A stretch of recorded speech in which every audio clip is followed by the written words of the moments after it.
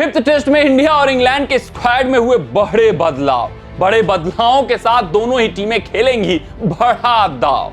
अगर मैं बात करूं 5 मैचों की जो टेस्ट श्रृंखला इंडिया और इंग्लैंड के बीच चल रही है वो काफी रोचक बन चुकी है। किसी ने उम्मीद नहीं की थी कि ये टेस्ट श्रृंखला इतनी रोचक बन जाएगी, इतनी दिलचस्प बन जाएगी कि एक एक दिन एक इवेंट हो जाएगा, एक एक गेंद दिलचस्प हो जाएगी और हम 5वें टेस्ट मुकाबले तक भाई ये इंतजार करेंगे ये श्रृंखला किसके नाम होने वाली है।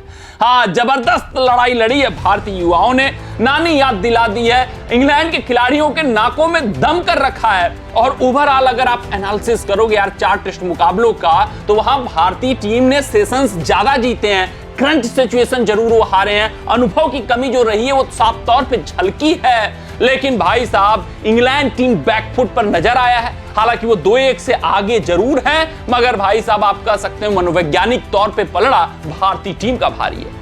चौथे टेस्ट मुकाबले में मुकाबला ड्रा हुआ है। चौथे टेस्ट मुकाबले में इंग्लैंड सोच रही थी कि वो पारी से जीतेंगे, बड़ी जीत अर्जित करके ये श्रृंखला अपने नाम कर लेंगे, लेकिन भारतीय लड़ाकों ने जिस तरीके से लड़ाई लड़ी है वो इंग्लैंड को खटक गई है, वो इंग्लैंड को भाई साहब काफी शर्मसार कर गई है, जिस वजह से इंग्लैंड टीम ने 5वें टेस्ट मुकाबले में आनंद में आकर अपने स्क्वाड में बड़ा बदलाव कर दिया है। अगर मैं बात करूं इंग्लिश टीम की, तो वहां पर कुछ ऐसे गेंदबाज हैं जो पहले टेस्ट मुकाबले से लेकर चौथे टेस्ट मुकाबले तक लगातार गेंदबाजी किए हुए हैं और मैराथन स्पेल्स फेंके हुए हैं। काबिले तारीफ उनका प्रदर्शन रहा है, आप अप्रिशिएट करेंगे, क्योंकि 5 मैचों की टेस्ट श्रृंखला खेलना और 5 मुकाबले खेल पाना एक तेज गेंदबाज के लिए काफी कठिन काम होता है। वर्कलोड मैनेजमेंट बहुत आवश्यक होता है और इंग्लैंड टीम अभी तक कुछ गेंदबाजों के साथ लगातार स्टिक की हुई है। वो भारतीय टीम को हल्के में ले रहे थे, लेकिन 5वें टेस्ट मुकाबले से पहले जब सीरीज दांव पर आ गई है तो उन्होंने अपने स्क्वाड में बदलाव कर दिया है। कुछ गेंदबाजों को अब आराम मिलेगा,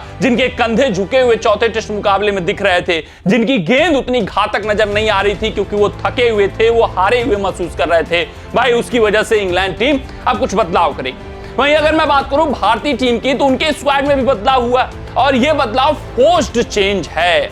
आपको बताते चलूं कि अंशुल कंबोज को ऐड किया गया था और अब जो एडिशन हुआ है वो ऋषभ पंत की जगह हुआ है। ऋषभ पंत 5वें टेस्ट मुकाबले से रूल्ड आउट हो चुके हैं और उसके कारण मैं बताऊं आपको, तो वहां पर एक एडिशन हो चुका है विकेटकीपर बल्लेबाज की। वो कौन से विकेटकीपर बल्लेबाज हैं उस पर हम चर्चा करेंगे, लेकिन सबसे पहले इंग्लिश स्क्वाड की बात करते हैं। वहां पर अगर हम बात करें क्या कुछ नई स्क्वाड का घोषणा हुआ है, तो बेन स्टोक्स कप्तान दिखेंगे, Jack Crawley as usual open करते हुए दिखेंगे, डकेट ओपनर साथी होंगे इनके, ओली पोप नंबर 3 पर खेलेंगे, जैकब बेथल अभी तक स्क्वाड से जुड़े हुए हैं लेकिन मौका नहीं मिला है, जो रूट इनके विश्वसनीय बल्लेबाज number 4, Harry Brook 5, Jamie Smith इनके विकेटकीपर बल्लेबाज होंगे। लियाम डॉसन को ऐड किया गया था, शोएब बासिर चोटिल हुए थे, कुछ खास इफेक्ट नहीं छोड़ पाए, इनका कमबैक उतना शानदार नहीं रहा, लेकिन ये जो खिलाड़ी अभी ऐड हुआ है ये खास है। जेमी ओवरटन को ऐड कर लिया गया है, हालांकि ये स्क्वाड में थे शुरुआती कुछ मुकाबलों की मैं बात करूं, लेकिन रिलीज कर दिया गया था एक बार जोफ्रा आर्चर जब स्क्वाड से जुड़ गए। फिर सोचा गया है कि जेमी ओवरटन का उतना उपयोग नहीं हो पाएगा तो इनको रिलीज किया गया, लेकिन एक बार फिर से रिकॉल किया गया है। क्यों किया गया है, किसके जगह खेलेंगे, उस पर भी चर्चा होगी, वीडियो में बने रहिएगा। क्रिस ओक्स, ब्रेडन कार्स, गस एटिक्सन, जोफ्रा आर्चर, जॉश टंग, तो यहां पर ये आपको स्क्वाड में खिलाड़ी दिख रहे हैं। यहां पर ब्रेडन कार्स एक ऐसे गेंदबाज हैं जो इनइफेक्टिव अब दिख रहे हैं। ब्रेडन कार्स एक ऐसे गेंदबाज हैं जो थके हुए और हारे हुए दिख रहे हैं, जिस कारण से भाई एडिशन हो चुका है जेमी ओवरटन का। लेकिन इसमें एक और खास गेंदबाज हैं गस एटिक्सन, ये बहुत ही लीडल गेंदबाज हैं। तो ये गस एटिक्सन और जेमी ओवरटन दोनों लाइन में है कि प्लेइंग 11 में शामिल हो सकते हैं, एक ब्रेडन कार्स की जगह आ सकते हैं, तो एक जोफ्रा आर्चर की जगह इंग्लैंड की प्लेइंग 11 में खेल सकते हैं। देखना दिलचस्प रहेगा कि जेमी ओवरटन को ऐड किया गया है तो खिलाया जाएगा कि नहीं खिलाया जाएगा, लेकिन गस एटिक्सन इनको अभी तक ऐड किया गया है तीसरे टेस्ट मुकाबले से, चौथा हो गया, तीसरा हो गया, अभी प्लेइंग 11 में नहीं आया है, लेकिन 5वें मुकाबले में ये प्लेइंग 11 में खेल सकते हैं क्योंकि बहुत लीडल गेंदबाज हैं, बहुत पेस के साथ गेंदबाजी करते हैं और चोट से पहले इनका औसत 20 या 21 के राउंड रहा है। तो गस एटिक्सन का खेलना लगभग तय माना जा रहा है, वो आएंगे ब्रेडन कार्स की जगह और यहां पर जेमी ओवरटन का एडिशन हो सकता है अगर जोफ्रा आर्चर से अगर भाई विश्वास उठ गया हो, जोफ्रा आर्चर को बाहर करने का फैसला लिया जाएगा तो।